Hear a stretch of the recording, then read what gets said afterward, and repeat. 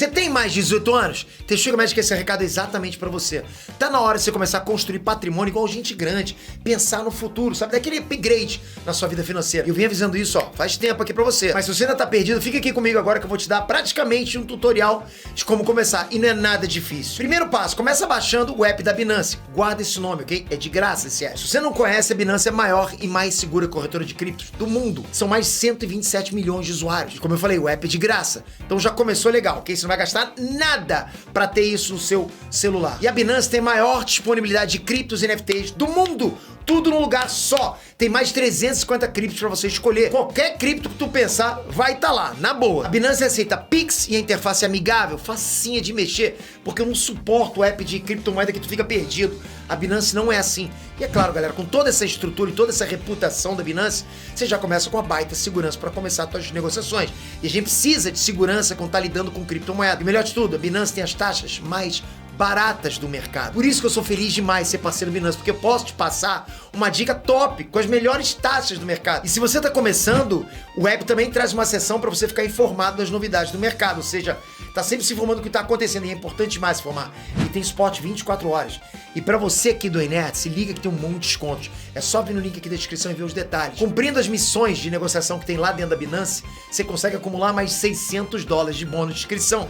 Bora dar o primeiro passo pro upgrade das suas finanças. Já dei o mapa todinho, hein, galera? Agora depende só de você.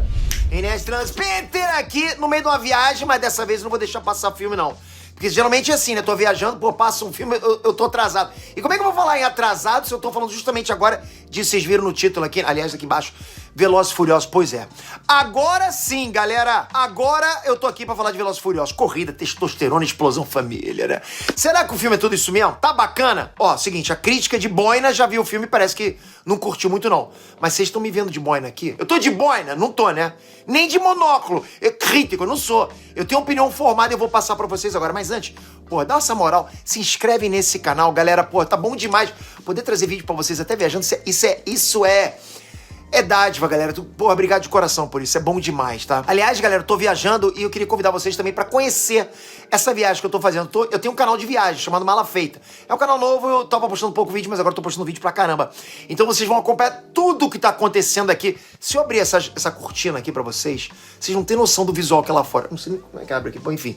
Visual muito, muito top. Tudo que tá acontecendo aqui. Eu tô na Europa. Tá muito maneiro. Eu queria convidar vocês, vou deixar o link aqui embaixo, pra vocês assistirem o dia a dia meu com a minha família aqui, vocês vão curtir pra caramba, tá? Eu não consigo parar de trabalhar também, então é bom demais trazer esse vídeo pra vocês. Obrigado de coração, galera. Vamos lá. Bom, vocês me conhecem aqui nesse canal por conteúdo nerd, né? Super-heróis, quadrinhos, mas eu não comecei minha jornada de cinema com esse tipo de conteúdo. Eu vim da geração dos anos 80. Pô, é filme de ação. Eu cresci vendo esse tipo de filme, exatamente esse tipo de filme. Então, quem é das antigas aí dos anos 80, já sabe, quando eu falo em filme de ação, quem a gente pensa? A Trindade, né? Porra, Stallone, Arnoldão, Bruce Willis, essa trindade assim. Então, pra mim, tinha muita adrenalina, muita porrada, pô, casca grossice pra caraca, é o que a gente via antigamente, né? E por que eu tô falando sobre isso aqui com vocês? Porque, na boa, pra assistir Velozes e Furiosos hoje em dia, você tem que, porra, né, desabilitar aquele botão da realidade. É a suspensão da descrença. Não é mais um filme sobre rachas, sobre quem tem carros mais irados, sobre conquistar a gatinha lá porque deu um drift no asfalto de chuva. Não é isso, esquece isso. Já era. Né, já foi essa época aí, eu tenho plena consciência que essa franquia não ia sobreviver se dependesse só disso. Tipo, uma hora isso ia acabar, ia cansar. Só que aí que tá. Eu também não sei se eu aguento mais filmes como esse. Vai acompanhando comigo aqui. Eu fiz o seguinte, fiz uma colinha aqui embaixo de todos os pontos, eu vou passar ponto por ponto com vocês e vou escrevendo com vocês aqui, beleza? Tiro, porrada e bomba. Bom, esse 10º filme dos Velozes e Furiosos não é uma mentirada, sabe, aquela espalhafatosa igual foi o 9, ok? Não tem gente indo pro espaço, não tem guerra com arma antigravitacional, buraco negro, não é isso? Até tem umas paradinhas assim, né? Mas não é nada que a gente não esperasse, entende? Tem o Rocket League ali? Tem. Vocês vão entender quando vocês assistirem, mas o ponto é o seguinte, é que pelo menos nisso, esse filme é mais pé no chão que o anterior. Mas ó, não tô falando que não tem coisa absurda, só tô falando que é menos absurdo. Pô, tu vai falar em Velozes e Furiosos e não tem absurdo? Enfim. O bacana disso é que pelo menos dá pra gente focar em outras coisas e não só em explosão, não só em super tecnologia. Dá pra mostrar um carrinho ali, né, uma lutinha aqui. Tem coisa legal nesses Velozes e Furiosos, mas ao mesmo tempo, tipo, é um sentimento esquisito. A sensação que eu tive era que eu tava vendo mais do mesmo. Isso eu não gostei. Galera, são 10 fucking filmes. já é uma parada de produção industrial, tá na esteira de produção. Pô, tem mais, me arruma mais 2, mais 3 filmes, é isso que tá. É igual a Esfera do Dragão, você não sabe se a pessoa morreu, se ela vai voltar, né? Se ela morreu de verdade. As cenas que envolvem escolhas são previsíveis. Eu diria que é aquele tipo de filme que você pensa assim, pô, não tem nada pra fazer, né? Vou lá com meu pai ver umas mentiradas no cinema. E por mais que não tenha colisão de estreia nesse filme, a sensação que fica é essa. De que a gente já viu tudo que tinha pra ver. A sensação que fica é essa. Família. Aliás, não. Família. Acho que fica melhor, né? Pra mim, esse filme funcionaria melhor se fosse trabalhado em spin-off. Essa é a verdade. É tanta gente, tanto personagem, que não vale a pena deixar tudo no filme, só não dá. Na verdade, pra mim, tava rolando 3 filmes em paralelo. Eu tive essa sensação. Um grupo de pessoas contando uma história, outro grupo contando outra história. E aí já viu, pô, não tem espaço pra todo mundo.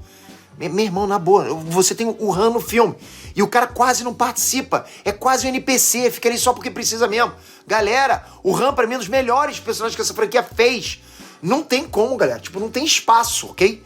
Não dá pra ele aparecer. Até, inclusive, lembrei de uma coisa, né? Eu falei que eram 3, né? Só que, na verdade, são 4 histórias acontecendo ao mesmo tempo. É uma salada. E no meio dessa salada tá o John Cena.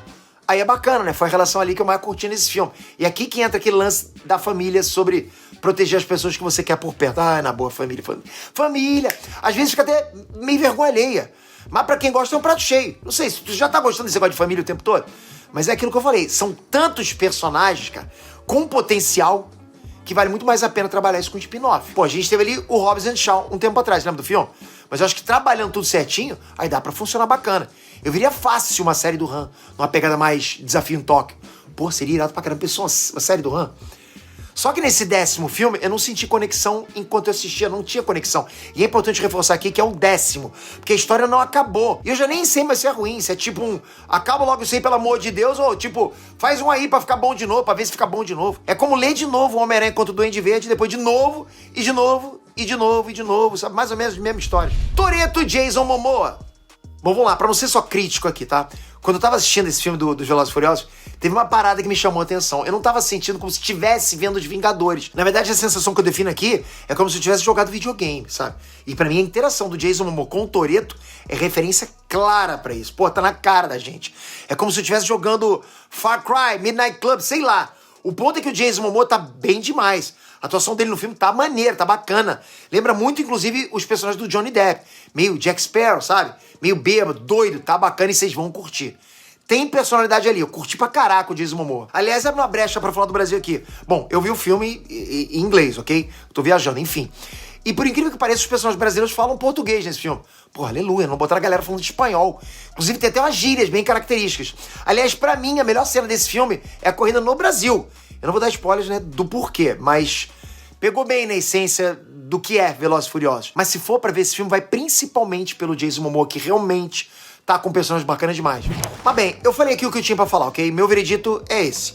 Pra mim, é um filme bem simples. Não surpreende quase em nada. Inclusive, eu acho que erraram até em algumas coisas. Mas enfim, eu não tenho muito o que dizer. Eles colocaram os pés um pouquinho mais no chão, como eu falei. Trouxeram elementos de nostalgia pra você ter aquela sensação positiva, como tem feito agora em vários filmes. Mas é isso. É mais um filme aí que por pouco não faz crossover com os Transformers. Pra mim, tá dentro de filmes aí de ação, nota 4.7 de 10. Olha o que eu tô falando pra vocês, ok? Enfim, diz aí se você já assistiu, o que você achou, bota aqui embaixo. Tá hypado, bota aqui embaixo também. Eu quero muito ver o seu comentário. Coloca aqui embaixo. E não esquece, tô convidando você pra assistir meu outro canal. Ó, vou deixar aqui um vídeo do meu outro canal, Mala Feita, pra você ver meu dia a dia. Não precisa se inscrever. Assiste um vídeo. Assiste os primeiros minutos do vídeo. Se curtiu, vai até o final. Se curtiu o vídeo todo, se inscreve. Eu acho que você vai curtir. Obrigado de coração, galera. Até a próxima. Uhul!